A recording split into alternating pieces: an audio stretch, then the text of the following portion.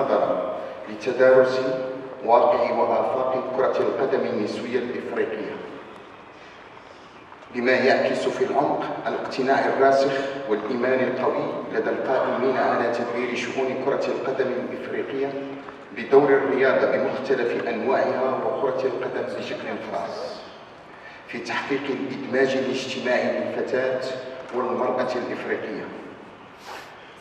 كما لا يسعني بهذه المناسبة كذلك سوى الإشادة بالمجهودات المبذولة على المستوى القاري من أجل النهوض بكرة القدم النسوية وتوسيع نطاق ممارستها وتأهيلها حتى تتمكن من مضاهاة نظيراتها الرجالية.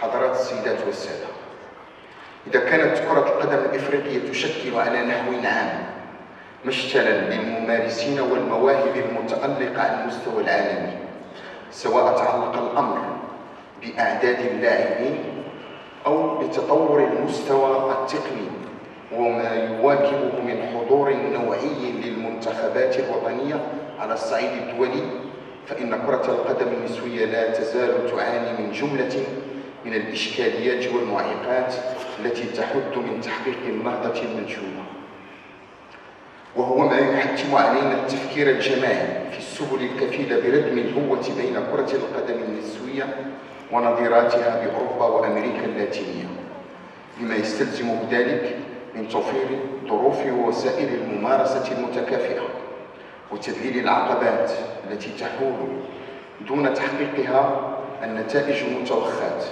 بالمقارنة مع الاهتمام الكبير والإمكانيات المرصودة لكرة القدم الرجالية. On a pu réunir les différents acteurs, surtout actrices, pour le football féminin. On espère que tous les thèmes qu'on a proposés vont être débattus et qu'à la fin, nous pouvons tirer des résolutions qui vont être rediscutées par la commission du football féminin pour que le comité exécutif apporte sa validation et que ce sera le programme pour le développement du football en Afrique. C'est peut-être trop tôt, mais quand est-ce qu'on pourra assister à un tel symposium pour le football féminin? Je commande. Je dis c'est peut-être très tôt, mais est-ce qu'on pourra avoir plus de symposiums pour le football africain et dans combien de temps? Écoutez, une évaluation peut-être, mais pas un symposium. Une évaluation de toutes les décisions qui vont être sorties, les résolutions qui vont être sorties de ce symposium. Après, on verra. Aujourd'hui, c'est l'ouverture du premier symposium africain de football féminin. Donc aujourd'hui, c'est ce qu'on peut s'attendre à des décisions historiques comme celles qui ont été prises en juillet dernier lors du symposium de Skhirat. D'abord, nous sommes très honorés en tant que pays hôte d'organiser ce symposium, le premier du genre dans l'histoire de la Confédération africaine de football. C'est un désir ardent des deux présidents, Ahmed et Fouzi El-Qja, que de porter la femme, symbole d'émancipation, symbole de dépassement de soi dans ce continent qui a réalisé tellement de choses qu'aujourd'hui on ne peut pas la laisser dans les oubliettes. Elle a sa place, elle a prouvé qu'elle pouvait être dirigeante, qu'elle pouvait être au milieu des prises de décision, et chose aujourd'hui est faite.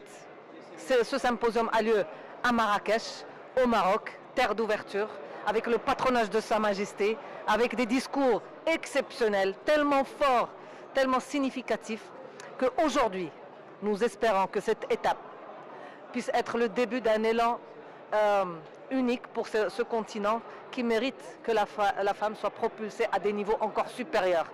Elle a prouvé de par le passé qu'elle était capable de pulvériser des records, de brandir le drapeau africain dans tous les forums planétaires. Et il est de notre responsabilité aujourd'hui, à travers ce symposium et les ateliers qui seront organisés et tenus incessamment sous peu cet après-midi, et qui vont traiter des points tellement importants en allant de la gouvernance au financement, aux ressources humaines, à l'entraînement, à la formation continue, à votre rôle de média, au sponsoring, et la liste est longue. Des recommandations seront prises suite à un débat qui sera ouvert en toute transparence pour que cette équité tellement prônée par toutes les instances internationales puisse devenir une réalité.